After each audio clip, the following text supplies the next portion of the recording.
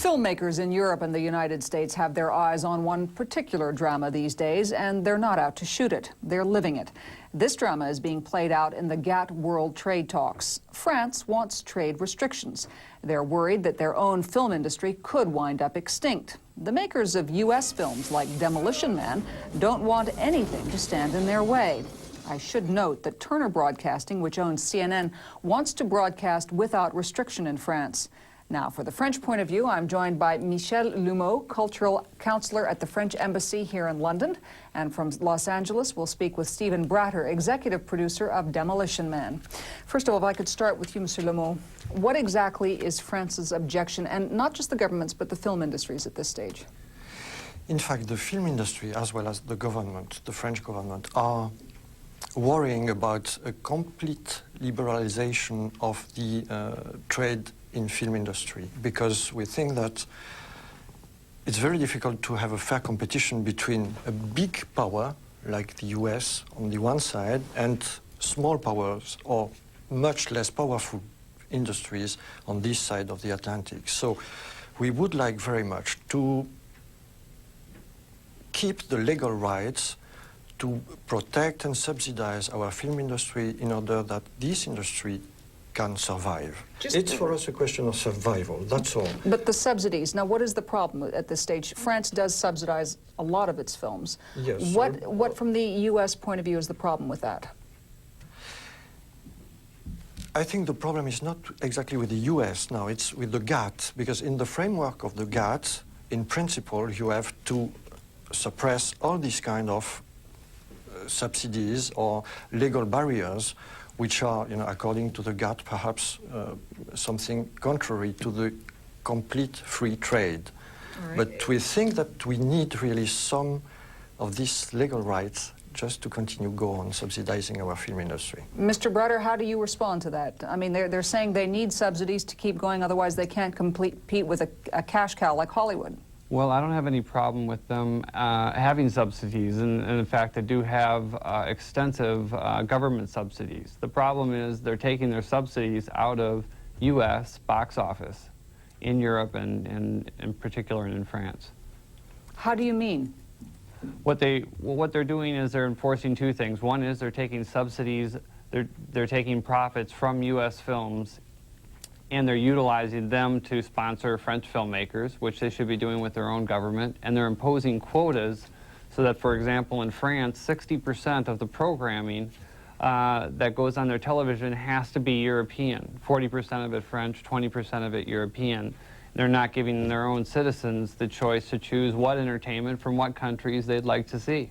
All right, Mr. Bratter, I'll come back to you in a minute, but this question now, the subsidies come from American films. There is a tax on all films shown. Yes. So his point is right. that money that you earn on U.S. films should not go to French filmmakers. Well, I'm afraid I'm going to disagree with Mr. Bratter, because I don't think that American film needs European money. But French films some American filmmakers might disagree with you, because they get quite a big return on their European box office, 50% I've heard quoted. Yes, but for us it's a question of survival. I don't think that the American film industry is really under threat. Hilary, I might add here... It's really a big industry, a worldwide industry. We have a number of independent filmmakers. We have a number of independent filmmakers here that are fighting for their survival. And when they make a good film, and not just American filmmakers, foreign as well, for example, The Crying Game, that's a small film, won Academy Awards, did very well at the box office, not dependent on subsidies. What it comes down to, Hilary, is making good movies. And if you make a good movie, you don't need subsidies, and your country will not need subsidies. He's trying to frame it sort of like as a superpower. This isn't an armed conflict. This is really about who's making the best software. Mr. Lummaux, Mr. Bratter's point is that, if you're making good movies, you don't need subsidies. That basically, good movies will earn their own money. How do you respond to that?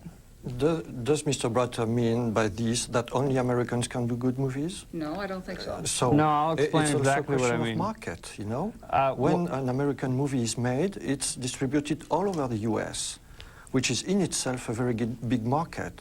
When a French film is made, and France is not so small a market, but think about Denmark, for instance, or Switzerland. How can a Danish or a Swiss filmmaker produce a film just for his market without subsidies? I think this is Mr. Bratter, the real what about problem. that point? I mean, what about, because for one reason or another, you rarely see European films with wide distribution in the United States. If their markets are so small here, shouldn't they have some sort of protection? Well, I think that sort of protection or that kind of subsidy should come from their own government. There's no reason why it should be coming out of U.S. movies because they're more successful. It's a tax that the government puts on all films which air here, I believe. Well, but see, the U.S. has does $18 billion in revenue in motion picture. It's the one industry, Hilary, that unlike car manufacturing, electronics, this is the one industry that so far no country has been able to clone. They haven't been able to reproduce it. It's the one thing that we are doing unique, and now we're being taxed for that. Mr. Bratter's point is that the U.S. has got a film industry no one else has been able to reproduce, in effect, and that they are being taxed for their success. But all the industries are taxed for their success. I mean, in France, for instance, where a little bit more than 50% of the audience go to American films, yes, so half of the money comes from American films, but the other half come from French films or German films or British films. I have an idea now that never the twain shall meet on this idea, but let's move ahead now and look at television. And the problem with the fact that, according to French law at least, wherever possible, on each channel, there is a quota that has to be produced 50% locally. Now, when you look at satellite, I mean, how can you do that? Yes, this is a problem, but I think it's a little bit more complicated, in fact, because any broadcaster in France had to broadcast 60% of European programs, and out of the 60%, 40 French-speaking percent of programs.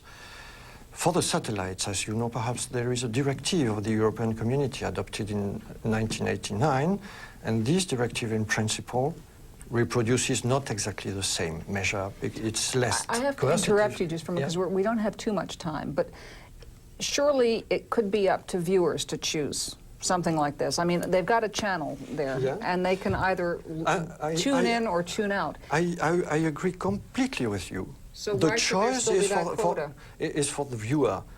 But in fact, the viewer has not a real choice. The real choice is made by the broadcaster.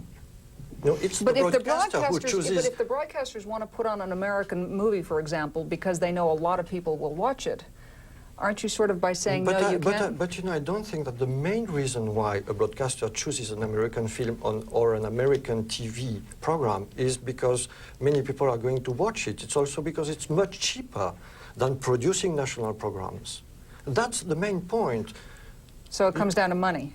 Yes, I think so. Mr. Bratter, how would you respond to that? They say it's just well, much you're cheaper. right. It does come down to money, but unfortunately it comes down to the fact that if they allowed the American product in, the French audience, the French citizens, and they are afraid, and rightly so, would choose American product that's on the television and on cable over French product. All right, gentlemen, I think we're going to have to leave this debate somewhat up in the air, but I've been speaking with Michel Lummaux, who's with the French Embassy here in London, and with Stephen Bratter, a U.S. film producer in Los Angeles. Thanks. The International Hour will continue in a moment.